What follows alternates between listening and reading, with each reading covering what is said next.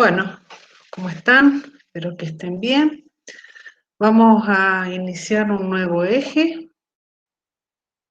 Es el eje que corresponde al metabolismo de los compuestos nitrogenados y en esta primera parte vamos a ver, en realidad van a ser al menos unas dos presentaciones con el metabolismo de proteínas y casi que más específicamente con el metabolismo de los aminoácidos.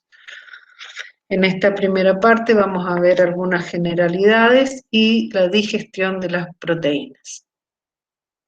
Recordemos que los aminoácidos tenían básicamente función estructural porque constituían a las proteínas, ¿sí? Y las proteínas tenían innumerables funciones, desde funciones estructurales, colágeno, elastina, funcionales, como la miosina del músculo, la hemoglobina, protectoras, la queratina del pelo, las uñas, catalíticas como las enzimas, etcétera, etcétera.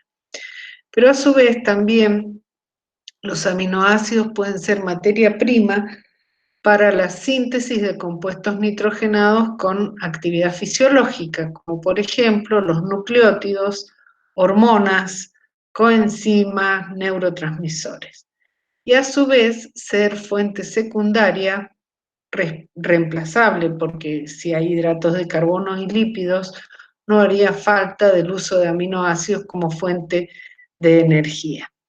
Se utilizan los aminoácidos como fuente de energía principalmente en situaciones anormales como la diabetes y el ayuno prolongado, pero en realidad normalmente existe un uso de aproximadamente entre un 10 a 15% de las necesidades diarias de energía son cubiertas por los aminoácidos. La característica que tienen los aminoácidos no se almacenan en el organismo y los niveles dependen del equilibrio entre lo que es la síntesis y la degradación de las proteínas corporales. Y esto es lo que se conoce como balance nitrogenado. Las proteínas de la dieta son la principal fuente de nitrógeno del organismo, pero también tenemos que saber que las proteínas tisulares sufren una permanente renovación y reposición, algunas forma total, y esas proteínas también aportan aminoácidos, contribuyen al pool de aminoácidos del organismo. Y además, el organismo es capaz de sintetizar aminoácidos y esto principalmente lo ocurre en el hígado. Las proteínas no se pueden así, nosotros decíamos que la glucosa se podía obtener a partir, por ejemplo, de aminoácidos, pero las proteínas no se pueden obtener a partir de otros nutrientes. Y los 20 aminoácidos codificables, nosotros vimos que habían 20 aminoácidos los que constituían las proteínas de los mamíferos, y dijimos que los 20 aminoácidos codificables están presentes tanto en proteínas animales como, bueno, también los vegetales. Esta filmina, bueno, nosotros ya la hemos visto en la primera unidad. Dijimos que los aminoácidos, de acuerdo a si podían o no ser sintetizados en el organismo, se podían clasificar en aminoácidos esenciales y no esenciales. Los esenciales son aquellos que el humano no los puede sintetizar, por lo tanto deben ser aportados por la dieta. Son necesarios para mantener el crecimiento, ¿no? En caso de niños y jóvenes, y para mantener el equilibrio nitrogenado en los adultos. La fenilalanina, isoleucina, leucina, lisina, metionina, trionina, triptofano y valina son los aminoácidos esenciales. No son esenciales, sería el resto, y son los aminoácidos que son sintetizados por el organismo a partir de los esqueletos carbonados. y por una reacción de transaminación que implica a ese esqueleto carbonado, digamos, aportarle un grupo amino. Ya vamos a ver en las próximas entregas el proceso de transaminación. Estos aminoácidos no esenciales igual deben aportarse en cantidad suficiente para que no tengan que ser sintetizados digamos, a costa de los aminoácidos esenciales, ¿sí? Ahora, hay aminoácidos que son relativamente esenciales, también llamados semiesenciales, y cuya síntesis, si bien pueden ser sintetizados, pero la síntesis es insuficiente en ciertas situaciones como el crecimiento, el embarazo, la lactancia, el estrés. Entonces, por ejemplo, la histidina, que es un aminoácido que se puede sintetizar en los niños y recién nacidos, se transforma en un aminoácido casi esencial. La glutamina, la tirosina, la cisteína y la arginina se transforman en esenciales en el estrés psicológico o en el estrés físico, por ejemplo, y esto es algo que les puede interesar a ustedes en los casos de excesivo entrenamiento y competición. Hay una utilización excesiva de estos aminoácidos y entonces se terminan transformándose en esenciales o relativamente esenciales. Y también en otros casos, sí, aquellos que no son esenciales, pero sí pueden convertirse en esenciales, algunos como la fenilalanina, que en el caso de la fenilcetonuria, la fenilalanina no puede convertirse en tirosina. Nosotros vemos que la fenilalanina es un aminoácido esencial. La fenilalanina en el organismo puede dar origen a la tirosina. Si no está la fenilalanina, no se puede producir la tirosina. Por lo tanto, la tirosina se va a convertir en un aminoácido esencial. Esto se da en una enfermedad que se llama la fenilcetonuria, ¿sí? Y también otro, la cisteína, que se fue a partir de la metionina. Entonces, si no está metionina, que es un aminoácido esencial, tampoco puede dar origen a la cisteína y,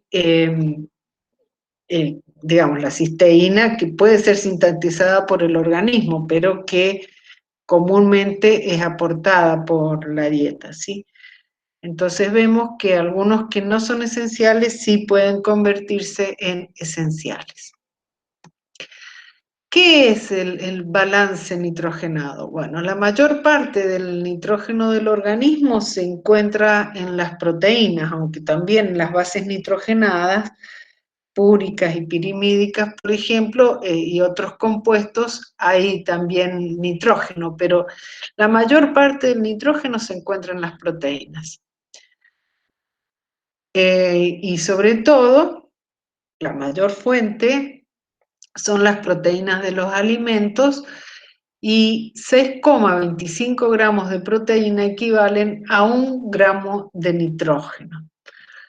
¿A qué es igual el balance nitrogenado? Es igual al nitrógeno ingerido, es decir, las proteínas de la dieta, menos el nitrógeno eliminado. El nitrógeno eliminado se elimina básicamente en forma de urea, amoníaco, algo de creatinina también, a través de la orina y, bueno, del el sudor, sobre todo el amoníaco. Y otro poco, una mucho menor parte de proteínas se eliminan a través de las heces. En un adulto normal, el balance nitrogenado es igual a 0, es decir, que la cantidad de nitrógeno ingerida a través de las proteínas es la misma cantidad de nitrógeno que se elimina. Ahora, ocurren situaciones en las que el balance nitrogenado es negativo, es decir, que la excreción o el nitrógeno eliminado es mayor que el ingerido.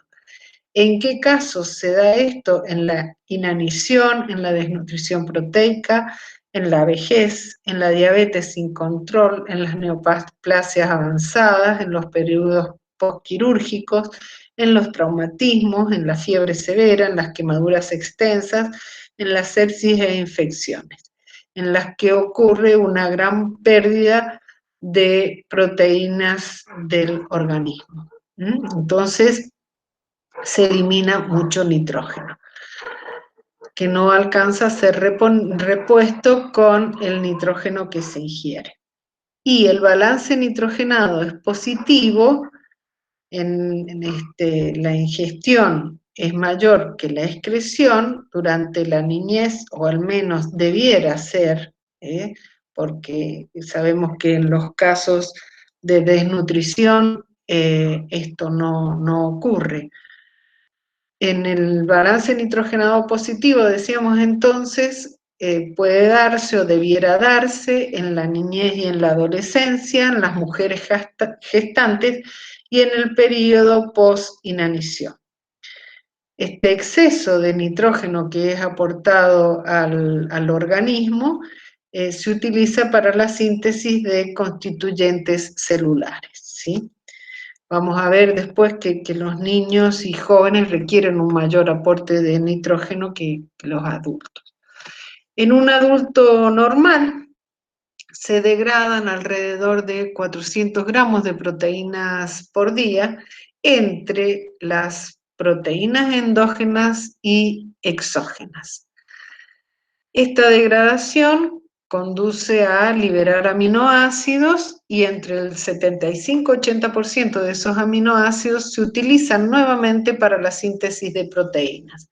En tanto, un 20-25% restante se utiliza para la gluconeogénesis, en la cetogénesis, es decir, en producir cuerpos cetónicos, y en la síntesis de otros compuestos nitrogenados, por ejemplo, algunas hormonas o neurotransmisores. Los aminoácidos, bueno, creo que esto ya lo habíamos dicho, no se almacenan en el organismo y los que se consumen en exceso son degradados y se eliminan como nitrógeno ureico, es decir, a través de la urea por la orina. Es decir, cuando está incrementada la urea en orina, es probable que exista un consumo excesivo de proteínas. Y bueno, para reforzar un poco, el nivel del balance nitrogenado decíamos que depende del equilibrio entre la biosíntesis, el anabolismo y la degradación o catabolismo de proteínas corporales. Ese catabolismo o degradación de proteínas corporales se llama o corresponde a lo que es un recambio normal de proteínas.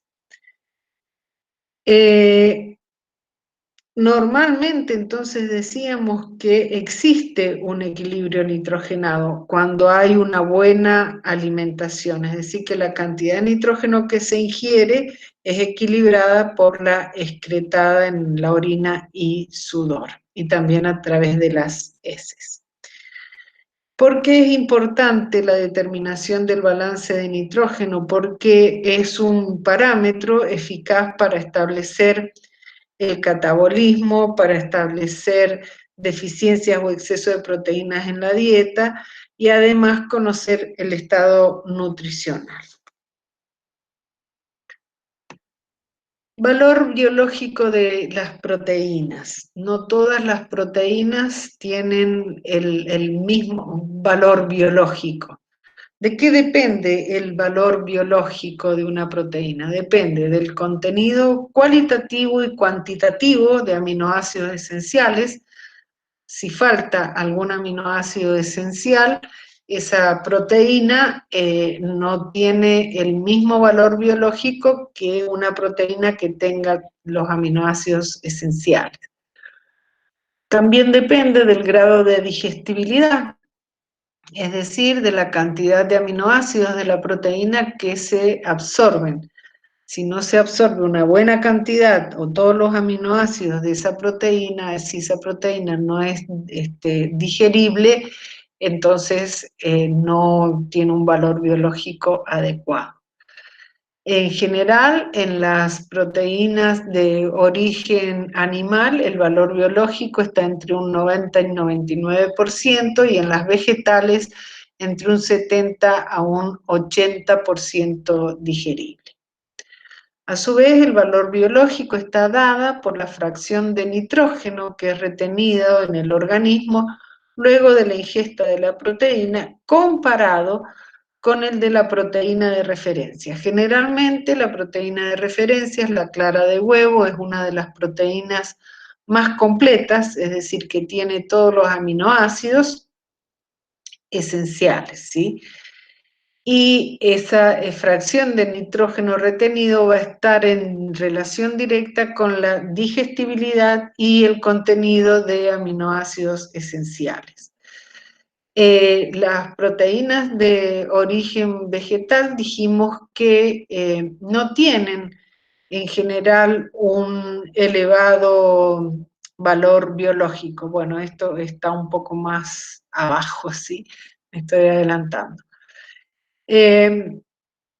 Para que las proteínas puedan aprovecharse eficientemente, las proteínas de la dieta, ¿no?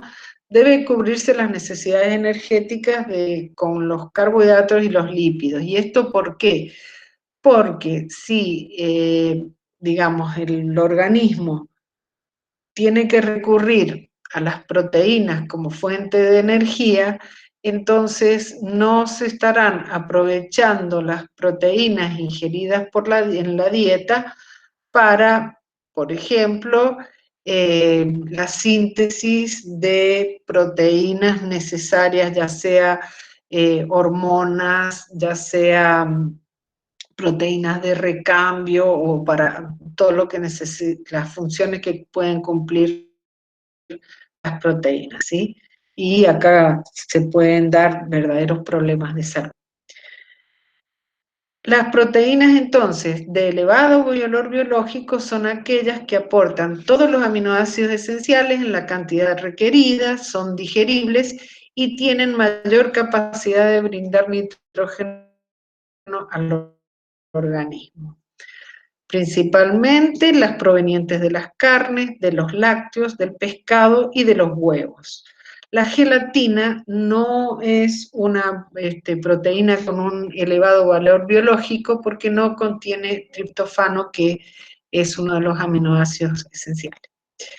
Y los productos de origen vegetal son de bajo valor biológico, por esto la importancia de que cuando, digamos, una persona es vegetariana, sepa combinar adecuadamente los alimentos como para aportar todos los aminoácidos esenciales. Si hay un buen equilibrio entre el consumo de cereales y legumbres, porque hay proteínas que, digamos, hay algunos aminoácidos esenciales presentes en los cereales, hay otras en las legumbres, entonces si hay una buena combinación, bueno, es posible a veces, digamos, suplir a la carne, ¿sí? Pero esto hay que tenerlo siempre en cuenta. Y además tenemos que saber que la síntesis de las proteínas en las células se frena cuando falta un solo aminoácido. Aunque se disponga de todos los otros, si hay un aminoácido que está faltando, la síntesis de proteínas se frena. ¿Qué se entiende por aminoácido limitante? Bien, es el aminoácido esencial que no se encuentra en cantidad suficiente en la dieta comparado con el mismo contenido de una proteína de referencia. Entonces, si una proteína no es de buena calidad, porque tiene un aminoácido limitante, esa proteína solo se va a utilizar parcialmente. Tienen que las proteínas estén en una disponibilidad suficiente en cuanto a cantidad y calidad, esto lo volvemos a repetir, para que tenga lugar la síntesis de las proteínas. ¿Cuáles son las mayores consecuencias de la insuficiencia proteica? En los niños y adolescentes, el retraso o la supresión del crecimiento. Ustedes saben, hay una enfermedad en los niños cuyo vocablo se origina en el África, el kwashiorkor, que los niños tienen la panza abultada, hay edema, ¿sí? El crecimiento es escaso. Bueno, todo esto es por falta de proteínas. Y otra de las enfermedades también es el marasmo, que es propio de la desnutrición.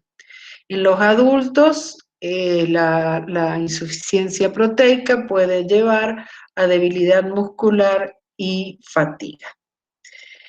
En cambio, en una ingestión muy rica en proteínas, también puede llevar a diversas enfermedades, sobre todo hepáticas, renales, arteriales y articulares, todas ellas originadoras de envejecimiento prematuro. ¿Por qué? Porque el nitrógeno hace que las proteínas sean acidificantes del pH sanguíneo. Recordemos que los aminoácidos provenientes o que constituyen a las proteínas tienen un grupo carboxilo, ¿sí? Y un grupo amino, y si bien pueden actuar como, digamos, son suiterión, es decir, como ácido y como base a la vez,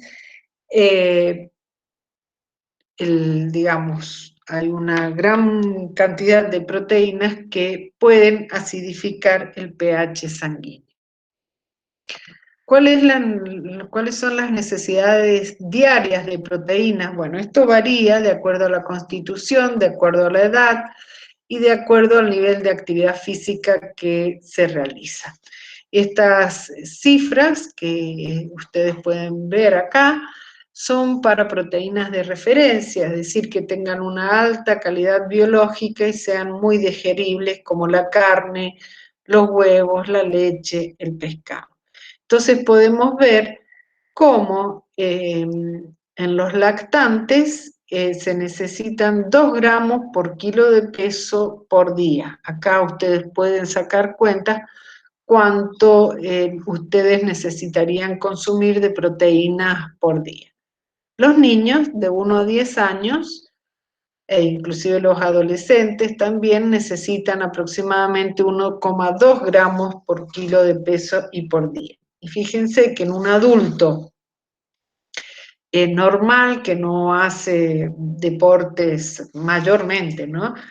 Se necesitan aproximadamente 0,8 a 1 gramo de kilo por peso por día. Normalmente una mujer necesita aproximadamente 45 gramos y un hombre alrededor de unos 55 gramos. Esto está calculado para España, pero supongo que acá en la Argentina nosotros aportamos debido a nuestra dieta basada en carnes mayormente, hay un mayor aporte de, digamos, de proteínas diarias, ¿sí?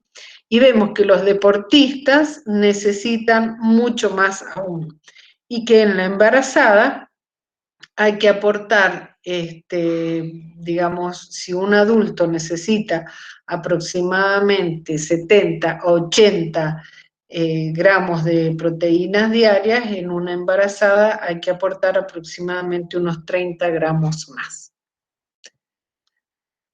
¿Qué se entiende por recambio proteico? En el organismo existen en forma conjunta procesos de síntesis y degradación de proteínas celulares, ¿sí? Por más que existan proteínas que son, digamos, de tipo estructural, las proteínas siempre se están renovando. Y esto alcanza hasta un 2% del total de las proteínas, principalmente las proteínas musculares. La vida media de las proteínas, bueno, varía. Esto puede ser de pocos minutos e incluso segundos. Algunas proteínas que, por ejemplo, como las enzimas, son puntos importantes de control metabólico, son factores de transcripción y ciclinas que controlan el ciclo celular. Horas proteínas de exportación, por ejemplo, las hormonas, los anticuerpos o las enzimas digestivas. Y semanas, en algunos casos hasta meses, proteínas estructurales como el colágeno. ¿Sí? Entonces vemos, de acuerdo a la función básicamente que tiene la proteína, va a ser la vida media. ¿Cuál es el papel de este recambio proteico? En un primer lugar, eliminar las proteínas anormales, cuya acumulación puede ser peligrosa para la vida celular. Por ejemplo, proteínas que fueron afectadas por especies reactivas del oxígeno, ¿sí? Que de esto ya hemos hablado, y que han perdido su conformación y su actividad biológica. Esas especies reactivas del oxígeno, recordemos, por ejemplo, el anión superóxido, el agua oxigenada, que afectan a las proteínas y le hacen perder su conformación y producen envejecimiento celular. Otro papel del recambio proteico es permitir el metabolismo celular eliminando las proteínas reguladoras, porque si no se eliminaran estas proteínas reguladoras, por ejemplo, aquellas hormonas que actúan como o el glucagón o la insulina, así que actúan sobre los receptores. Si no se eliminaran, bueno, vivirían actuando siempre y esto no es lo adecuado. Y por otro lado, también producir el recambio al finalizar la vida media.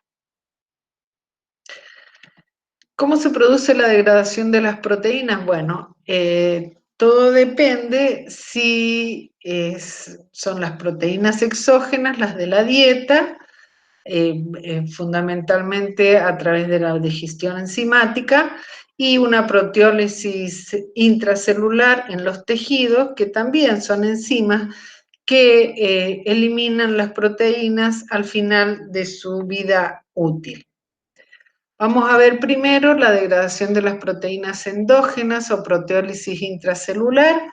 Se da básicamente en dos niveles, en los lisosomas, pero también en el citoplasma, e inclusive hasta en el núcleo también hay degradación, algo de degradación de proteínas. En el lisosoma, recordemos que en el lisosoma había un pH ácido y contiene hidrolasas que tienen acción sobre las proteínas, los ácidos nucleicos, los lípidos, y bueno, volví a poner proteínas.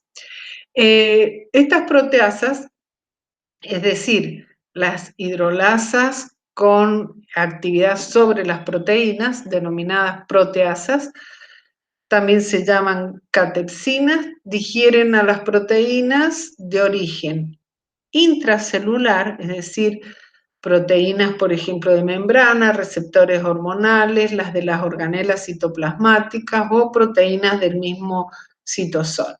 Pero también los lisosomas pueden digerir o hidrolizar proteínas de origen extracelular que han sido captadas por endocitosis, como ocurre, por ejemplo, con las lipoproteínas LDL, ¿sí? Las proteínas de las lipoproteínas LDL. Esto es lo que ocurre, bueno, por un lado, en los lisosomas, que, repetimos entonces, degradan proteínas tanto intracelulares como del exterior celular.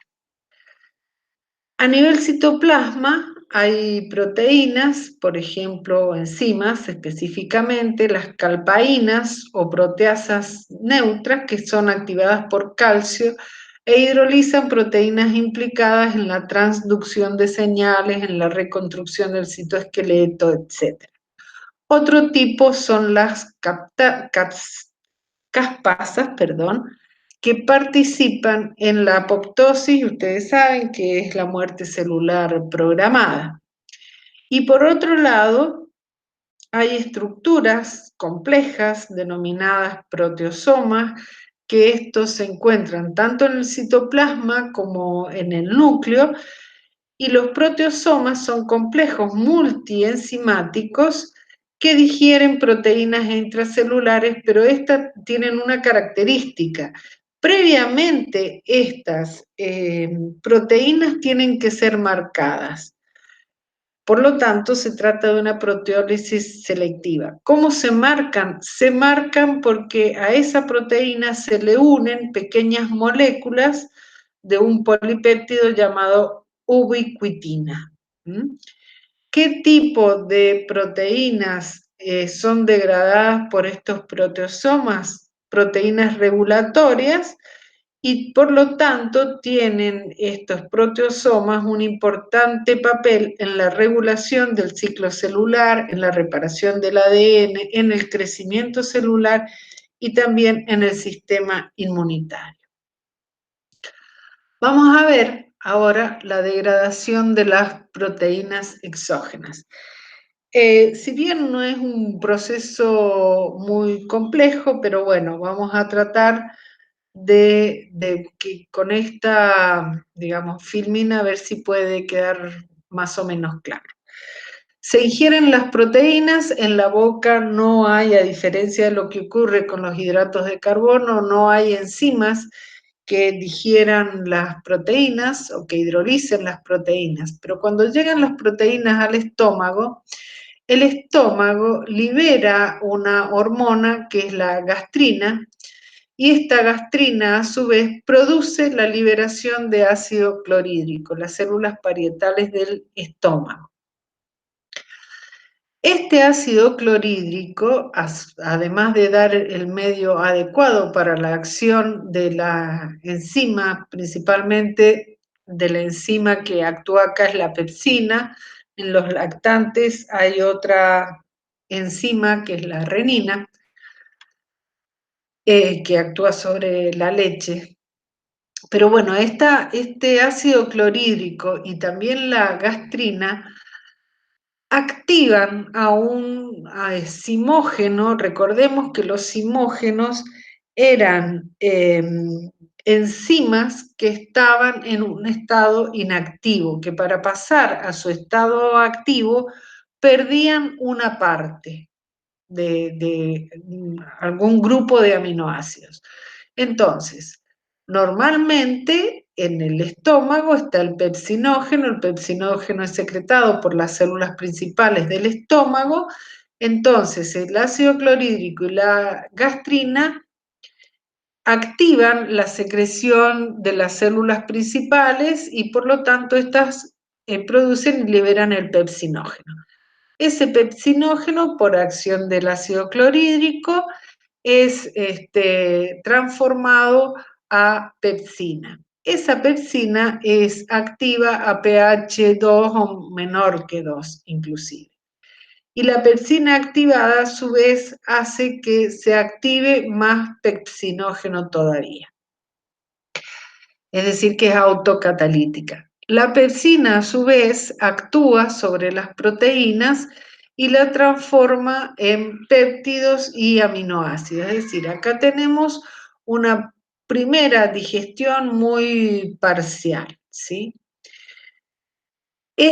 Acá se forma entonces en el quimo, en el estómago, y ¿qué pasa al duodeno? ¿Sí? Acá se quedó mal En el duodeno, las células endocrinas intestinales secretan y liberan dos hormonas, la colecistoquinina y la secretina. La colecistoquinina actúa sobre las células pancreáticas, sobre las células del ácido pancreático, y hace que el páncreas libere las proenzimas o estos zimógenos, tripsinógeno, quimotripsinógeno, proelastasa y carboxipeptidasa. Pero fundamentalmente el tripsinógeno, digamos, producido en las células pancreáticas, es pasado a tripsina por una enteropeptidasa, que es una enzima liberada por las células del epitelio intestinal. Y a su vez, la liberación de esa enteropeptidasa, entero viene de intestino, ha sido estimulada por la colecistoquinina.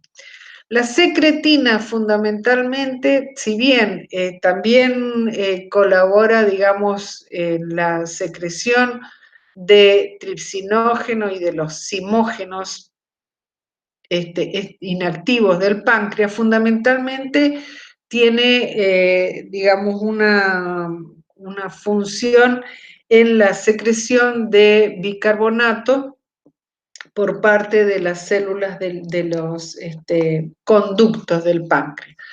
Y este bicarbonato, entonces, es el que va a dar el pH, digamos, adecuado, va a neutralizar la acidez del quimo proveniente del estómago. Entonces, hasta acá tenemos que el páncreas libera tripsinógeno, y una enteropeptidasa producida por las células del epitelio intestinal activan ese tripsinógeno y lo pasan a tripsina. Esta tripsina, a su vez, por una autocatálisis, activa también al tripsinógeno, es decir, sobre ella misma. Pero a su vez la tripsina activa al quimotripsinógeno, a la proelastasa y a la procarboxipeptidasa, transformándolo en quimotripsina, elastasa y carboxipeptidasa. Todas estas enzimas, bueno, actúan a distintos niveles de las proteínas, que no, algunas son endopeptidasas, otras carboxipeptidasas, pero en realidad no es lo que nos importa, simplemente saber que luego de la acción de estas enzimas se obtienen péptidos y aminoácidos. Todavía, como tenemos algunos péptidos, hace falta que actúen algunas peptidasas que se encuentran en las microvillosidades de los enterocitos y transforman a esos péptidos en tripéptidos, dipéptidos y aminoácidos. Esos tripéptidos, dipéptidos y aminoácidos son absorbidos y transportados hacia el interior del enterocito, y allí, por peptidasas citosólicas, son transformados en aminoácidos. Así más o menos, esto sería lo que es la degradación de las proteínas exógenas, es decir, de la dieta, ¿sí? Ese ácido clorhídrico que es secretado en el estómago, lo que hace es desnaturalizar las proteínas. No es que, digamos, produzca la hidrólisis, sino que las desnaturaliza. Recordemos que la desnaturalización era la pérdida de esa estructura terciaria o cuaternaria, entonces, por lo tanto, al desnaturalizarlas, hace que las enzimas puedan ser más accesibles para ejercer su acción sobre la proteína. Entonces, acá tenemos como una visión general de lo que implica la digestión de las proteínas exógenas, ¿sí? En definitiva, las proteínas, digamos que las enzimas que encontramos serían la pepsina en el estómago, la tripsina en el intestino, la quimotripsina, la carboxipeptidasa y la elastasa. Y en las microvellosidades del enterocito, las peptidasas, y luego en el interior del enterocito, peptidasas citosólicas, ¿sí?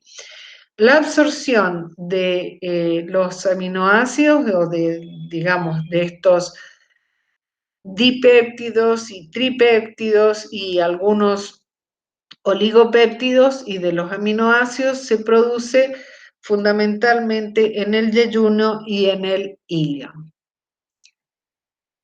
¿Cómo se incorporan los aminoácidos y los dipéptidos y tripéptidos en los enterocitos? Bien, tenemos para cada, digamos, es por grupos de aminoácidos, no vamos a ver cuál transporta a cuál, por qué tipo, porque realmente esto no nos interesa, simplemente saber cómo ingresan los aminoácidos dentro del enterocito. Pueden hacerlo a través de un cotransporte estereoespecífico, es decir, que es específico para los isómeros L. Recuerden ustedes que los isómeros naturales de los aminoácidos son las formas L. Bien, y ese cotransporte es un transporte activo secundario a la bomba de sodio-potasio, ¿sí? A la bomba de sodio dependiente. Entonces, ingresa sodio e ingresan los aminoácidos. También por difusión facilitada, a través de uniporter que no dependen del sodio. Los ditripéptidos lo hacen por un transportador con un mecanismo PEPT, un mecanismo de cotransporte electrogénico que transportan protones y el péptido di o tripéptido hacia el interior del enterocito. Y también un mecanismo utilizado con menor, digamos, en menor medida para los polipéptidos o inclusive algunas proteínas intactas es por pinocitosis. E inclusive estas proteínas y polipéptidos intactos que no han sido hidrolizados pueden pasar directamente hacia la sangre. ¿Qué ocurre con los dipéptidos y tripéptidos? Entonces, una vez que están en el interior del enterocito, ahí por dipeptidasas y tripeptidasas son degradados a aminoácidos. Esos aminoácidos van a ser utilizados algunos en el enterocito, ya vamos a ver en una próxima filmina, o pueden, lo que ocurre en el 90% por lo menos, por difusión facilitada, llegar hasta los capilares sanguíneos. Recordemos que las vellosidades intestinales tenían como la forma de un dedo, ¿sí? Y en esas vellosidades, digamos, ahí encontramos capilares sanguíneos en el interior de esa vellosidad, que también encontrábamos los capilares quilíferos, ¿sí? Que transportaban la linfa. Entonces, ¿cuál es el destino de los aminoácidos de las proteínas de la dieta? Una vez que están en el enterocito, algunos producir energía y síntesis de compuestos. Hay un 10% de aminoácidos que participan en el recambio de proteínas ahí en el epitelio intestinal. Es un epitelio que se renueva en forma permanente, el epitelio intestinal, y además algunos aminoácidos son utilizados para síntesis de proteínas de secreción. Por ejemplo, las hormonas del mismo intestino, ¿sí? El resto de los aminoácidos pasan entonces en forma libre a la sangre portal y de allí fundamentalmente son enviados hacia el hígado, donde allí se utilizan y se distribuyen. Recordemos todas las funciones que tiene el hígado y bueno, la síntesis de proteínas, de las apoproteínas, de hormonas, etcétera. Eh, allí hay una gran utilización de aminoácidos. Bueno, y hasta acá quedamos.